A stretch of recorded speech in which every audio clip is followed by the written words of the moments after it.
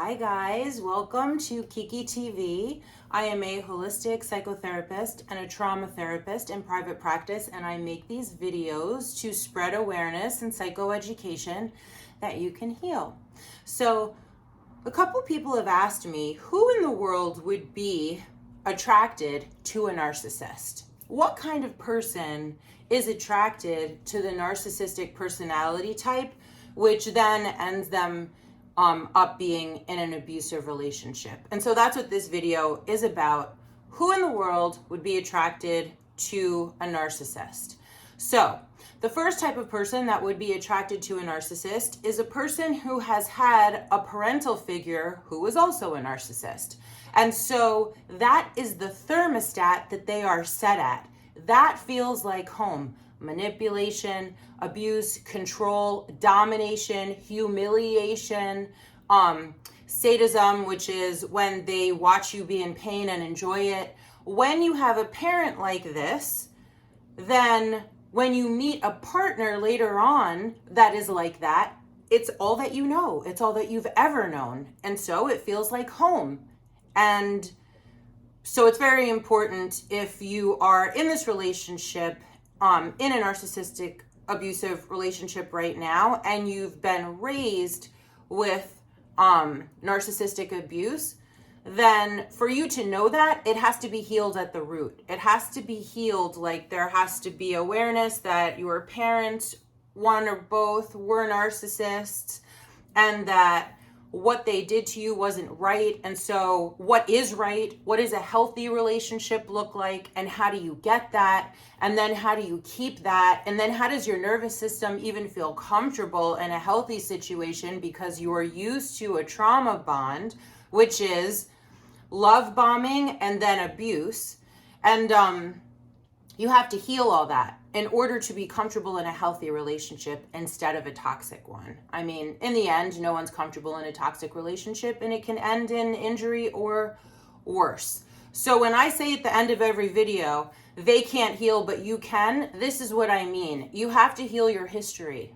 You have to heal why you are the way you are and why you do the things that you do and choose the things that you choose, okay? It's not your fault. None of this is your fault, but it is your responsibility to change it so that you can heal and live a happy life.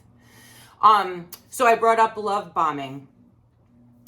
Naive people who just believe in love and don't understand what abuse really is will enjoy love bombing and not be like, ooh, this seems like too much. Ooh, this is overwhelming.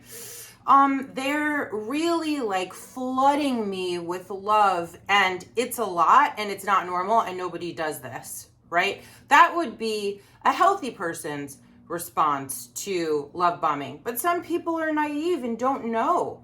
You know, I was one of them who was like, why would anyone just be cruel?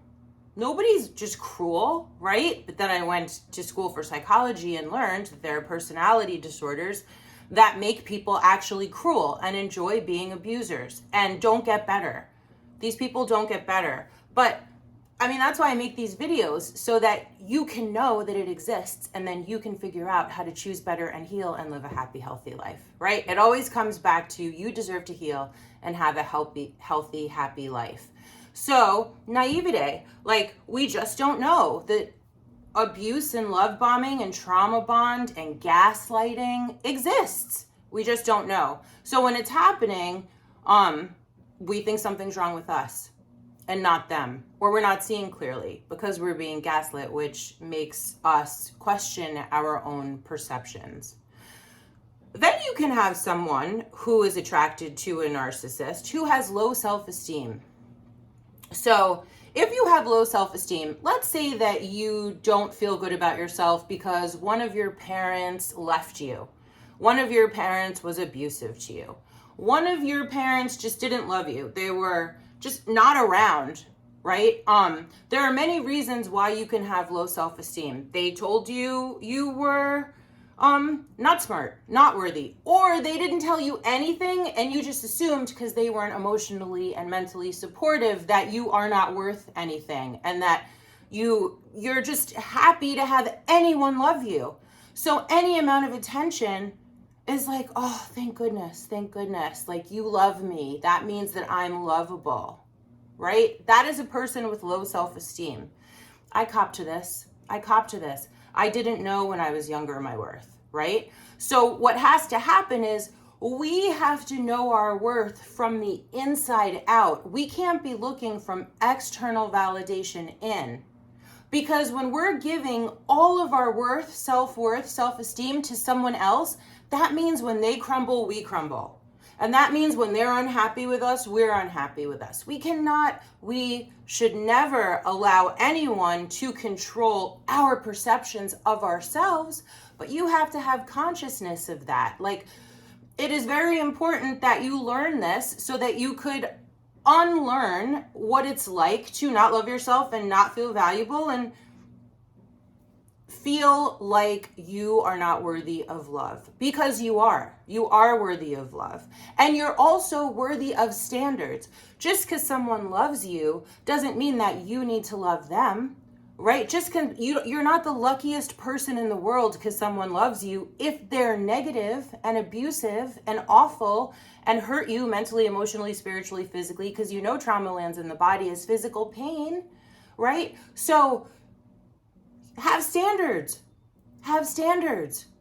Okay, you want to love me. What do you bring to the table? Do you go to therapy? Are you well? Do you know about your history? What you have learned that's wrong that you're trying to correct? Do you want to live a happy, healthy life? Do you want to support your partner and love your partner? These are standards, and they're basic, right? Respect is a minimum. Lauryn Hill. So, people with low self-esteem are just happy to be loved, and they'll let anyone choose them, and then they will be pummeled with abuse and think it's their fault. So the bottom line of all of this is therapy. Therapy. We've all been through things that have made us into who we are, and we have things to fix and change and heal. And once you heal it, and once you love yourself, you will not be fooled into being in love or being loved by an abusive person.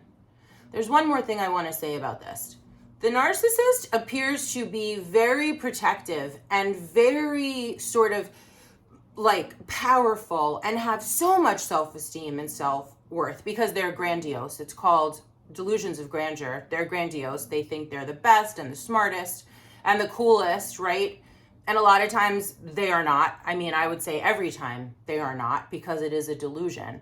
But people buy into that. Victims of narcissistic abuse buy into that. And we think, oh, they're so powerful. It would be so nice to be protected and loved by someone so powerful, and maybe they can even get me into rooms and places and society levels that I've never been, and they're going to take good care of me. So they just seem like they're going to take you to the top with them. They seem like they are going to take care of you and protect you, but as soon as they get you alone, and as soon as you are worshiping them, like a groupie, which is what they need, that's called narcissistic supply, then they'll turn on you and they'll start to abuse you. And then you're stuck, because the person that you thought would protect you and take care of you and bring you into places that you've never been is now turning on you and hurting you and taking to depths of despair and suffering and pain that you've never been. So just because something is sparkling doesn't mean it's gold. There are many ways when you are dating someone to tell if they are a narcissist, right? If you can keep your head, balance your head and your heart. Do they have empathy? That's an easy test. Do they have insight? Can they take criticism? Are they always right? Can they never be wrong? Can they not take responsibility and accountability? right? Like, there are ways that you can check to see if someone is a narcissist. These are called red flags. Check them. You deserve to be with someone who has empathy and insight and can admit their faults. Because look, if people can't admit their faults and say sorry, can they say sorry? If people can't say sorry, if people cannot understand your point of view, and they're always telling you that you're wrong and they're right, gaslighting, these are people who are mentally and emotionally abusive, manipulative, controlling, degrading, humiliating. You deserve better than this. You deserve better than this. And that's what you go to therapy to learn. And you keep attracting it over and over until you understand why you're in these patterns. You could be dating someone horrible to recreate subconsciously a situation with your parents where you can heal them. You could be dating someone horrible subconsciously, giving them all the love and healing that you think will save them, which it won't, because you need to be saved. Subconscious driving. It is real. And it is called patterning. So you have to heal, and you can heal. They can't heal. You can heal. Thank you for watching. Thank you for liking and subscribing. Hope it was helpful. Keep asking me questions. I love this.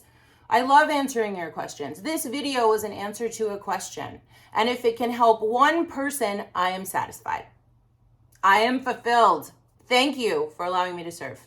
And I'll see you next time. Bye for now.